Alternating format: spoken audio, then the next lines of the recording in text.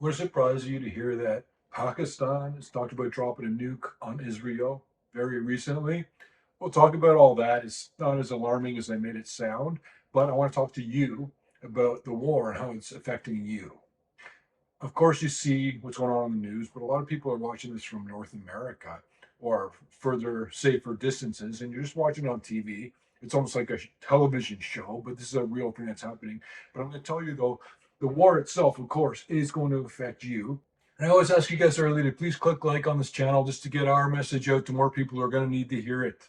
I'm going to talk about some of the things you might want to consider just to keep an idea about the best ways for you to position yourself, where to step, where to not step to try and preserve your wealth, make money if you can, avoid some of the risks. And I want to mention about how I've been telling you guys in the newsletters that I am absolutely trying to get away from this topic. It's so heavy and awful, and there's so little you can do, and it's terrible to watch.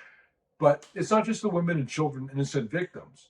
Some of the innocent victims are even the people of the country, the nation, where if you live in Iran, you might not like your leadership at all, and you're against them, but you just go along to not get tortured, not get killed. So you're standing there with a group of 100,000 North Koreans clapping their hands, and if you don't, you get tortured, then you're clapping your hands too.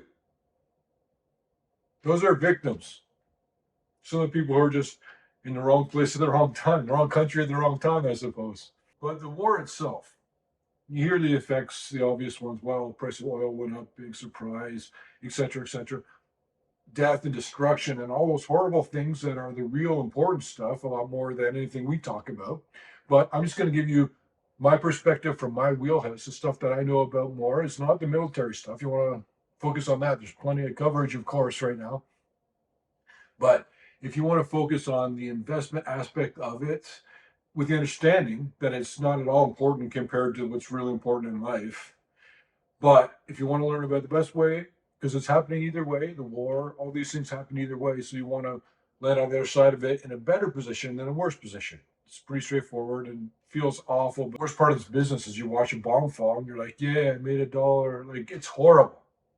I'm getting away from this when I can, but there's literally nothing more significant for every aspect of investing right now than the military conflicts going on. And specifically right now, the one that's most relevant is the one with Israel and Iran, because there's a lot of ways where you don't know which way it's going to go. And I'm not trying to diminish any other conflicts, like the one in Ukraine, for example. It's the devil you know versus the devil you don't.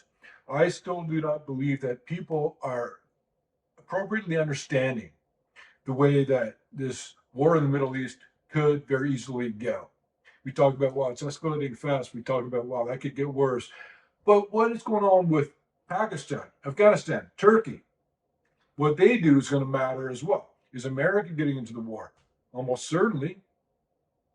I'm going to go through a few things really quickly to consider. And one of the things I wrote in the email recently was that there's going to be a blowback. You see oil prices expand, you see gold prices go up. And then if tensions minimize, those things reverse. So all of a sudden, there's a risk where you say, okay, there's a war, oil prices are going to go up. So you buy an oil company, and then oil prices drop $4 the next day because things calm down. There's a risk there. You got to be super cautious. It's no different than when there's no war. You have to know when to buy something before it makes a move. You have to understand why it's going to go there, how long it's going to stay there. Take your profits when you see them. We'll just add some quick color to the comment from Pakistan. It was a rep from Pakistan. You can look up his name if you want. It's out there, I'm sure. He mentioned that if Israel uses a nuclear bomb against Iran, they would drop a nuclear bomb on Israel. And the official statement came out later, Pakistan saying, we're not saying that. That's not our official statement. That guy's crazy. And so they walked back, thankfully. But Afghanistan's even throwing their hat in the ring, although there's not much they can do. But they're saying that they're coming out in support of Iran, as is to be expected. But the one to watch is Turkey, which is a top 10 military worldwide. Turkey is the ninth largest military in the world. They are the second largest NATO member after America. The standing army they have in Turkey. And Erdogan is not a fan of Israel. He's also interested in moving into the power vacuum that's been left in Syria with the fall of Bashar al-Assad. All of this is important. It's all one thing, okay? Do we go the path of extreme war, or do we pull back from the edge a bit? Those are the choices. Either way, it's going to affect you directly because, for example, oil prices go up several dollars. All of a sudden, you're paying more for gas. The cost of every business to run costs more. You want to get a component, you order through a company that's going to bring it to you. They're paying for gas. They have to pay for fuel to get the thing to you. These are costs that add that you're not going to see at first, but as the price of oil goes higher, the higher it goes, the more stress, just like rising interest rates, just like inflation. It's just about how much stress goes on the economy before it breaks.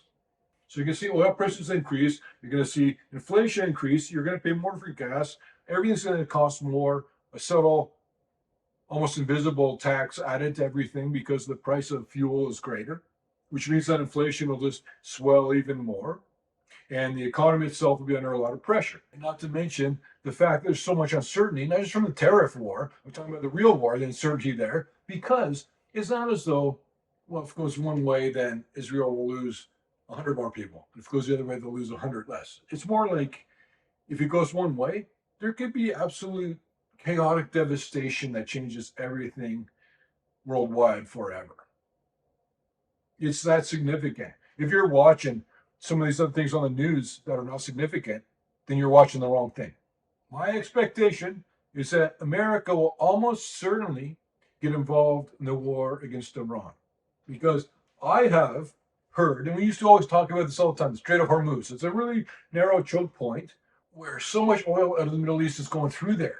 There's not a lot of like railroads or pipelines. So much oil of the world goes through there. Enough that if you shut down the Strait of Hormuz, that completely derails the whole global economy in many ways. And I haven't heard anybody talk about the Strait of Hormuz in such a long time. And I've heard 4 or 5 mentions of it in the last 24 hours. Iran needs to show some aggression. They need to prove that they're fighting back better while Israel's just strafing back and forth across their country right now, taking out top leaders. Boom, as soon as I see them. But I'm expecting that there will be some reprisal attacks against American personnel who are all over the world. There's so many targets. It's almost like the American military machine is a distributed ledger in itself.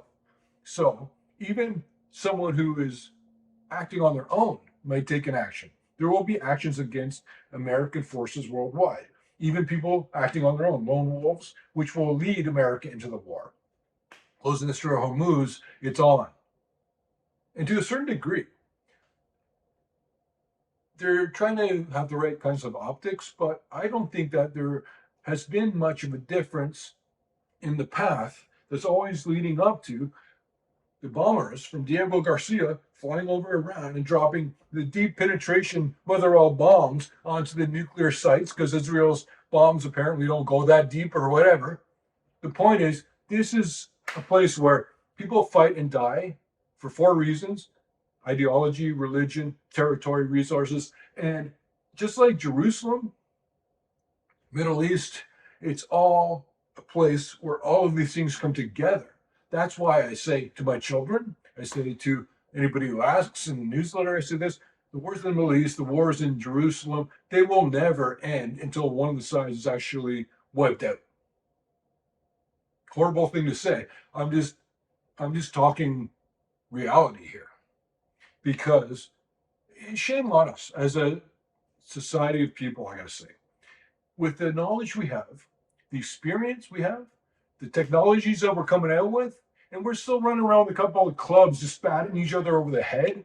If I could say one thing to the entire society of humanity, I would say grow up, take the win, have some appreciation for the fact that you're even sentient and cognizant of the fact of your individuality and mortality, and you understand all these things that animals are not able to understand. And when we do that, is all these horrible events, and a lot of times it's based on the desires of a small group of some idiot men who say, well, we need to own that territory for our safety. And because it's for our safety, then we get to act out like this. In terms of a total experiment about humanity, I think that we're failing pretty badly. And it would be so simple to do things a lot better in almost every way, like a flat tax, for example, yada yada. There's like so many ways, free internet, and they won't do it because the systems that have been brought up or set up to survive all these years, hundreds of years, they're set up to preserve the power in place because the power in place is who sets out the system. That's why it's difficult. You have to have a big uprising to overthrow a government. And I never used to think that we would have a civil war in America in my lifetime. I've kind of thought that maybe there's more of a chance of it now than, say, 20 years ago. I keep saying I'm trying to get away from this topic, but how do you get away from it? And you should watch the hard stuff, I know. But I just wanted to mention a few things to keep in mind that this war is going to result in a lot of inflation and a lot more potential escalation, which will result in a lot more, even more extreme problems and escalations and more countries coming involved. There's very few good ways out of this and very few that I think we're actually going to see. But hopefully, we hope for the best. And I'm going to try and get away from this topic, but I'll talk about it when I feel like it'll be best for you if I give you a couple of thoughts. And it's so important right now, more than ever in your life, to keep an eye on all of this stuff. And the way to do that is to become a Peter Leeds insider. peterleeds.com/insiders. And I'll tell you my opinion about when to take action, what's going to happen next, and how to best land on your feet, helping people you care about during this calamitous time